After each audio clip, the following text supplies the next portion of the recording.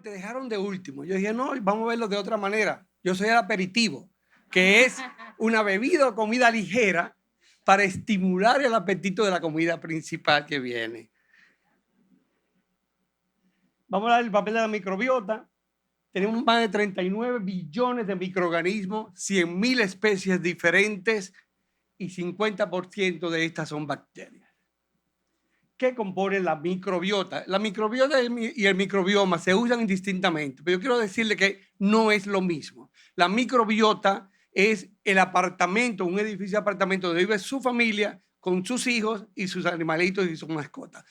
El microbioma es el hábitat completo, es el edificio de apartamento, incluyendo todas las familias que viven ahí y las áreas sociales. O sea que, aunque es diferente, se usan igual, son diferentes. Antes hablar de la microbiota era muy fácil, porque uno decía bacterias buenas y bacterias malas. Hoy en día ya es más complicado, porque tenemos que hablar de toda la composición de la microbiota y su interacción con todo nuestro organismo. La interleuquina, las células T helper, el metabolismo, el sistema endocrino, el eje intestino-cerebro, la dislipidemia, la insulina, la obesidad. O sea que ya tenemos que entrar en mucha materia con muchas especialidades. Y esto hace que nuestra microbiota equilibrada nos mantenga en salud.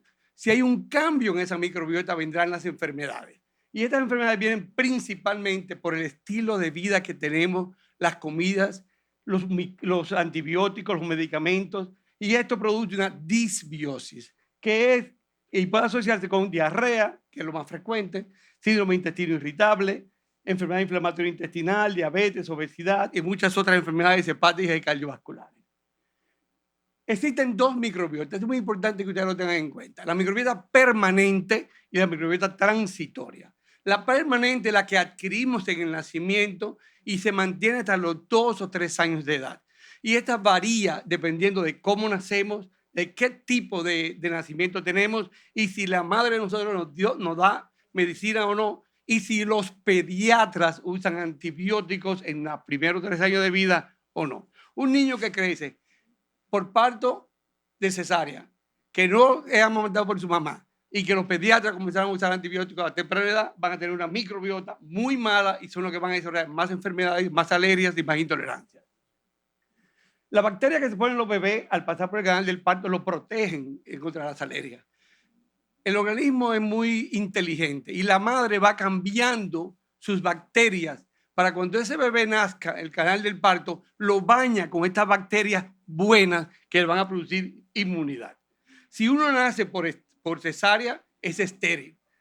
Una sala de cirugía, el cirujano se pone su guante, el pediatra también se pone su guante y viene a un mundo lleno de microbios y ahí pueden venir las enfermedades.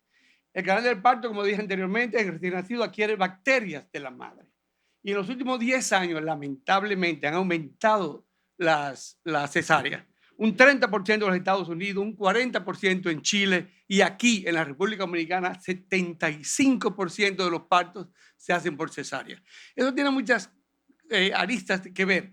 Es más fácil para el cirujano y para la madre, pero también la salud, los seguros médicos le pagan más a un médico cuando hace una cesárea que cuando tiene que fajarse un día o un día y medio diciendo a la mujer puja y puja y puja y le pagan menos. O sea que hay tanto la madre que pide no sufrir, que salir rápido de esto, y el cirujano, el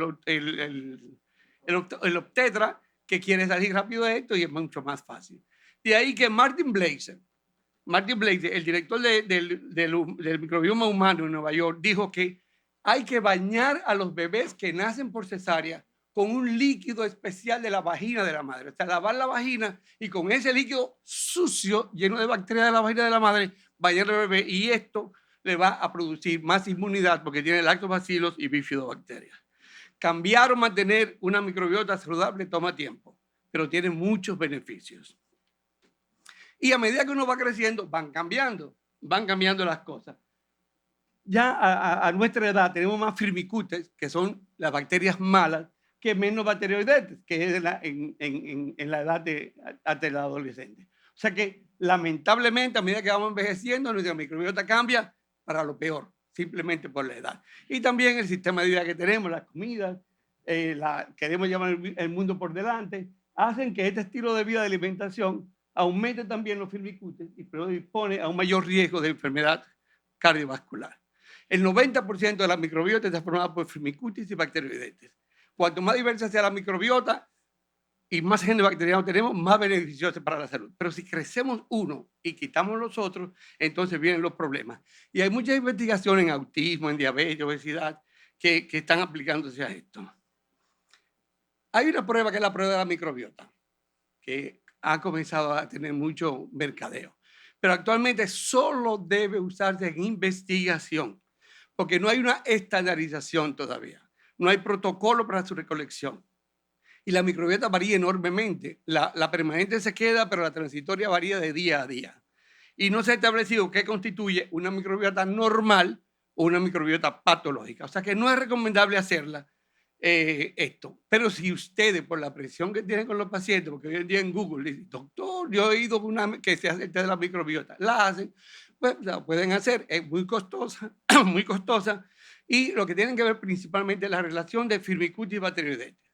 La diversidad microbiana, ¿qué tantas bacterias tiene? Y hay un índice que es el índice de Shannon, que viene al final de la prueba también, y hay dos bacterias buenas, que son la Akkermansia y el Prausini.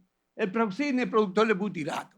Y hoy en día, esto tienen que, los nuevos, ¿verdad? Y nosotros también, y estudiar el butirato. Porque esto, cuando aumenta el butirato, es que viene la salud. Si disminuye el butirato, van a venir más enfermedades. Entonces, no se recomienda la prueba de microbiota porque depende de la tecnología utilizada. La que está usando ahora mismo es la metagenómica 16S, la que más se usa. Hay un proyecto del microbioma humano que estamos cambiando de la era del genoma a la era del microbioma.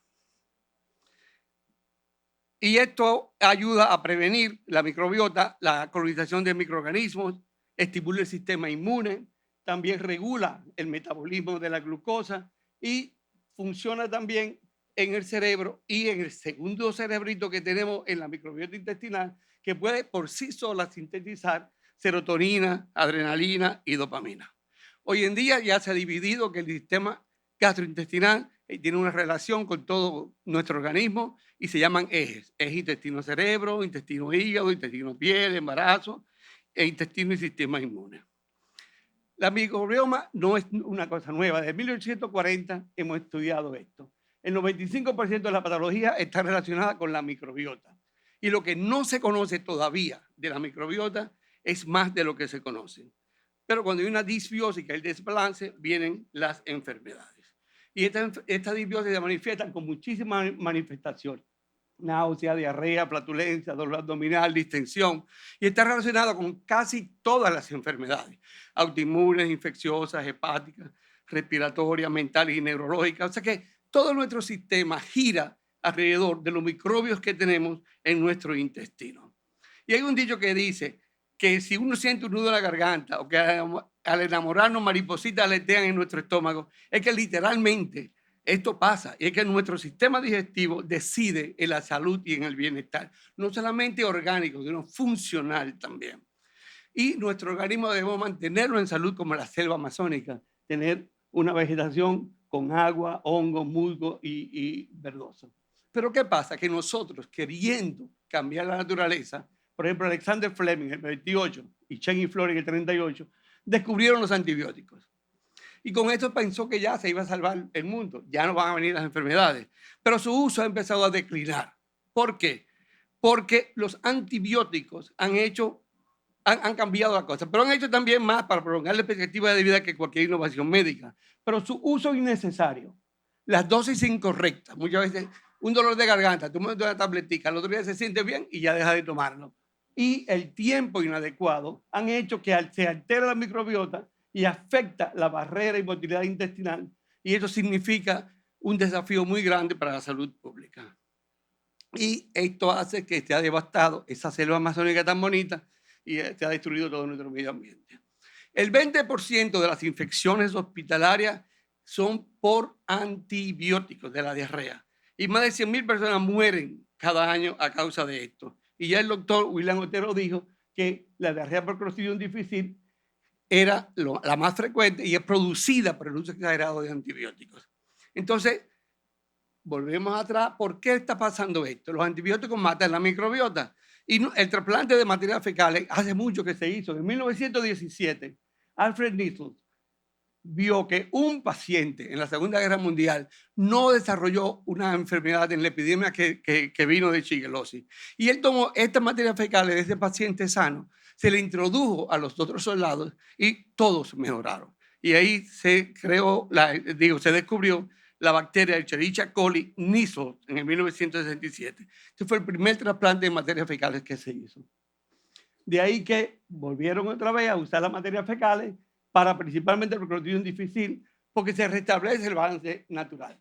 Y el doctor Lawrence Brand, que Fernando Contreras lo trajo aquí en el 2015 a un congreso en el este, nos habló mucho de las materias fecales. Pero ¿qué pasa con las materias fecales? Que él tiene problemas estéticos. A él le gusta, ay, yo tengo que tomarme una materia fecal, o ponerme una enema de materia fecal de otra gente, o me ponen un tubito nasogástrico. Bueno, ellos trataron y se ha tratado, bueno, ahí llegó el doctor William Otero, se ha tratado de ver las materias fecales, ¿verdad?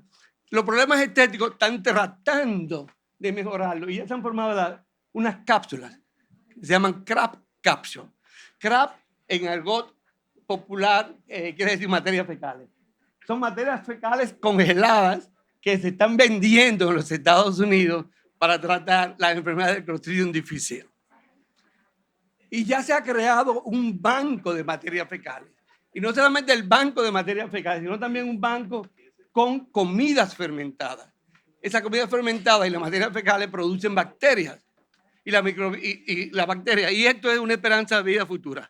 María Gloria Domínguez Bello y el doctor Martin Blaser, que lo trajo aquí la doctora Rosa Acevedo, también en un congreso de microbiota que se hizo en el este, tuve el placer de conocerlo ahí. Pero ¿qué pasa con esto? Y ahora viene la controversia, la discusión y la visión del futuro. Gracias. ¿Qué son los probióticos? Los probióticos son bacterias buenas que, dadas en cantidades ajustadas, pueden producir un beneficio a la salud. Entonces, los primeros estudios que se hicieron de la microbiota fue en ratas. Se tomaron unas ratas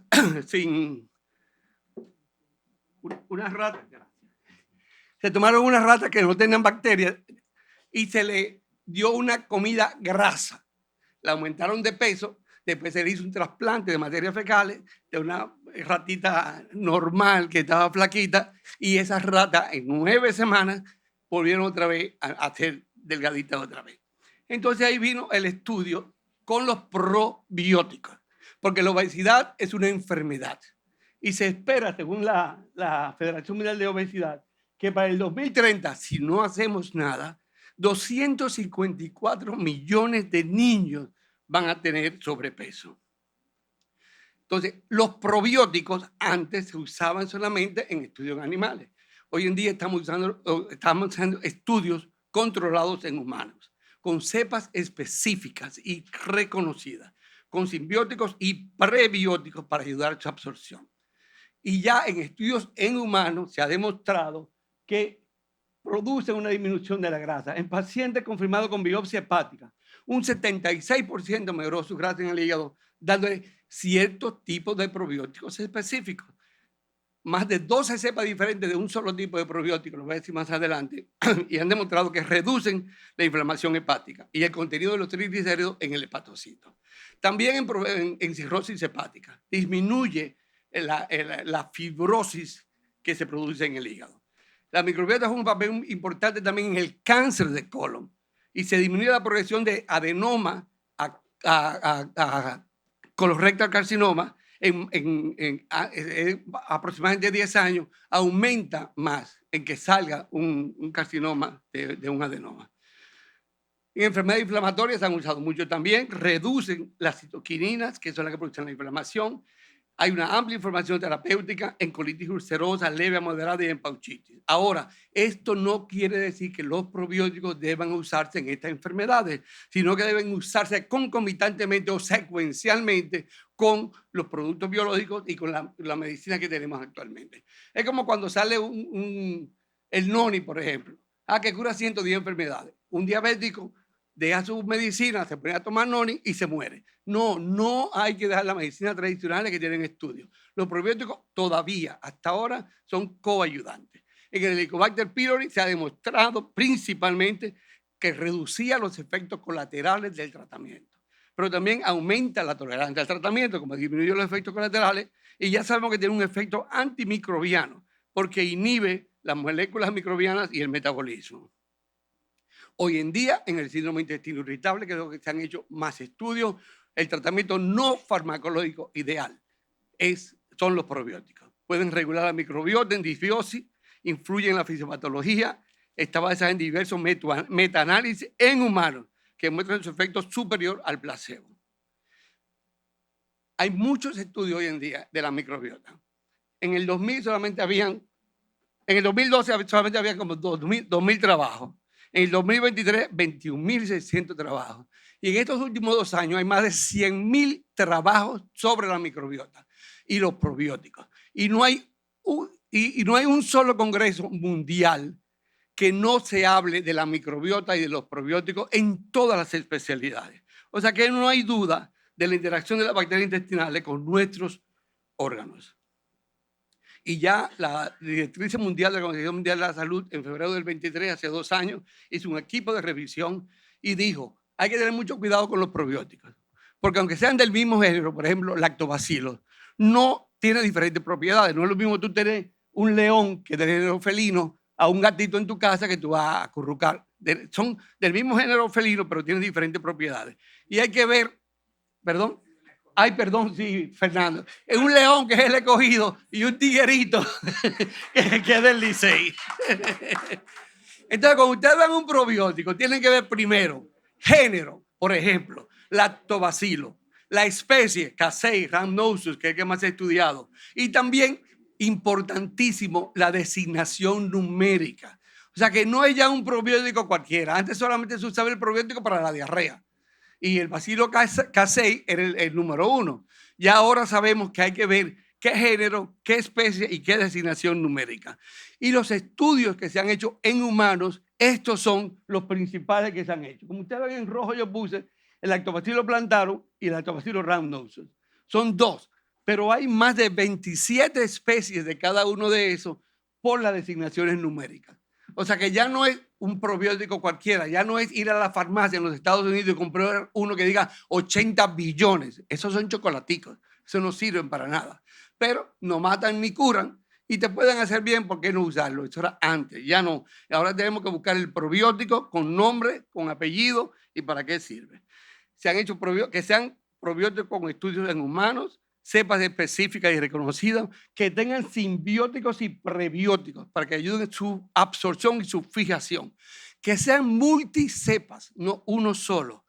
Que sea por un periodo de tiempo significativo. Antes damos los probióticos por 3 a 5 días para la diarrea. No, posiblemente va a tomar mucho tiempo en los probióticos, meses y, ¿por qué no, años tal vez? ¿Qué hacer? Los probióticos de una sola cepa, eso sí no deben darse más de 3 a 5 días, porque su uso prolongado puede producir un sobrecrecimiento bacteriano.